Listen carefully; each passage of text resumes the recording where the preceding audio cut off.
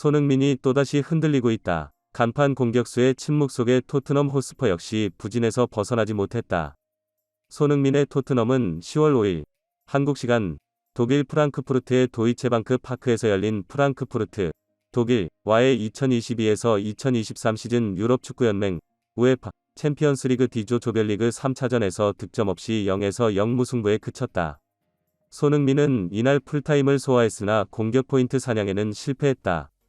시즌 개막 이후 골가뭄에 시달리던 손흥민은 지난달인 9월 18일 레스터 시티와의 리그 경기에서 마침내 해트트릭을 기록하며 모처럼 시즌 첫 득점포를 가동했다. 이후 대한민국 국가대표팀으로 소집되어 치른 A매치 2연전 코스타리카 카메룬에서도 모두 골맛을 보며 공식 경기 3연속 득점으로 부진에서 완전히 벗어난 것처럼 보였다. 하지만 지난 1일 아스날과의 잉글랜드 프리미어리그 EPL 9라운드 북런던 더비에서는 장거리 이동에 따른 체력적인 부담 때문인지 인상적인 모습을 보이지 못했고 팀도 졸전 끝에 1에서 3로 완패했다. 챔피언스리그 프랑크푸르트전에서도 또다시 침묵하면서 좋지 않은 볼터치와 체력 고갈 등의 문제점이 부각되어 슬럼프에 대한 우려를 떨쳐내지 못했다. 손흥민은 지난 아스날전에서는 슈팅 자체가 전무했고 프랑크푸르트전에서는 3번이 득점 기회가 있었으나 역시 골문으로 향한 슈팅은 없었다. 2경기 연속 공격 포인트 침묵에 유효 슈팅조차 실종이다. 손흥민은 이번 시즌 리그에서만 3골 1도움을 기록했을 뿐 UCL에서는 아직까지 공격 포인트가 없다. 토트넘 역시 무기력한 경기 내용이 이어지고 있다. 리그에서는 지난 아스날전 패배로 7경기 연속 무패 행진이 중단되며 3위, 5승 2무 1패, 승점 17로 내려앉았다. 챔피언스리그에서도 1승 1무 1패로 불안한 조 2위를 유지 중이다. 최근 2경기 연속 무승을 거두는 동안 득점은 해리 케인이 성공시킨 PK가 유일했고 필드골은 전무했다. 지난 시즌의 의용 사라진 토트넘. 사실 시즌 초반 무패 행진을 이어가는 동안에도 토트넘의 경기력은 그다지 우수하다고 보기는 어려웠다. 사우샘프턴, 레스터시티 등 중하위권 팀에는 몰아치기로 대승을 거뒀지만 첼시, 아스널 등 상위권 팀에게는 주도권을 내주고 어려운 경기를 펼치며 기복이 심하다. 콘테 감독이 유난히 약한 모습을 보였던 유럽 클럽 대항전의 부진도 여전하다. 콘테 감독은 지난 시즌 중반 토트넘의 지휘봉을 잡아 부진하던 팀을 리그 4위까지 끌어올리며 지도력을 증명했고 UCL 진출권까지 안기는 성과를 이뤄냈다. 손흥민은 콘테 체제에서도 핵심으로 활약하며 리그에서만 23골을 터뜨리며 골든부츠, 득점왕을 차지했다. 손흥민이 후반기로 갈수록 절정의 활약으로 득점포를 가동한 데다 이적생 대안 쿨루셉스키의 가세와 후반기 케인의 부활로 막강 삼각편대가 완성됐다. 또한 유로파 컨퍼런스 리그의 조기 탈락으로 일찌감치 리그에만 집중할 수 있었던 게 전화위복이 됐다. 지난 시즌의 성공을 바탕으로 토트넘은 대대적인 선수 보강에 돌입하며 히샬리송, 이반 페리시치, 이브 비수마 등을 영입하는 데 성공하여 전력을 더 끌어올리는 듯했다. 하지만 기존 선수와 이적생들의 조합, 콘테 감독이 유연하지 못한 전술과 로테이션 등이 도마에 오르며 토트넘은 오히려 지난 시즌만큼의 의용을 보여주지 못하고 있다.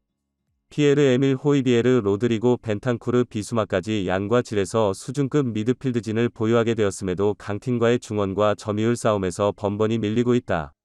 최전방에 손흥민 케인이라는 정상급 공격수를 보유하고도 이들에게 양질의 패스를 공급하고 경기 운영을 주도할 플레이메이커형 유형의 선수가 보이지 않는다. 3백을 구사하는 콘테 감독의 전술에서 중요한 비중을 차지하는 좌우 풀백의 부진도 빼놓을 수 없다. 오른쪽 윙백 에메르송 로얄은 EPL이 거친 몸싸움과 경기 템포에 좀처럼 적응하지 못하고 있다. 아스날전에서 무리한 태클로 조기 퇴장당하며 팀 패배의 빌미를 제공했다. 그럼에도 콘테 감독은 여전히 에메르송 로얄을 신뢰하며 프랑크푸르트전에서도 또다시 선발로 기용했다. 팀 내의 맷 도어티와 제드 스펜스 같은 다른 라이트백 자원들은 에메르송의 부진에도 불구하고 기회를 얻지 못하고 있다. 페리시치와 손흥민의 공존 문제도 도마에 오르고 있다. 콘테와 이탈리아 무대에서 함께했던 페리시치는 원래 공격적인 성향이 강하여 토트넘에서도 윙백보다는 윙어에 가까운 플레이를 펼치고 있다.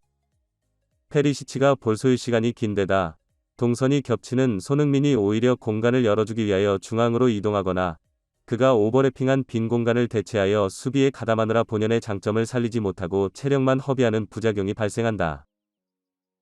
손흥민 개인의 폼이 지난 시즌보다 떨어진 것도 사실이지만 애초에 골문에 가까운 지역에서 역습과 피니시에 특화된 손흥민의 장점을 전술적으로 살리지 못하고 있다는 지적이다.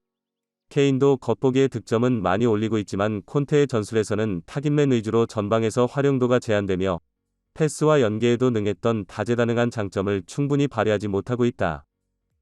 하지만 콘테 감독은 최근 자신의 팀 운영을 향하여 연달아 쏟아지는 비판 여론에 불편한 심기를 드러내고 있다. 지난 아스날전 패배 이후에는 감독은 나다. 나는 잉글랜드와 이탈리아에서 여러 번 우승했다. 나는 오히려 여러분들에게 축구를 가르칠 수도 있다. 만일 준비가 철저하지 않았다면 EPL에서는 언제든 6골씩 허용하는 축구를 볼 수도 있었다. 면서 비평가와 팬들의 비판을 반박했다.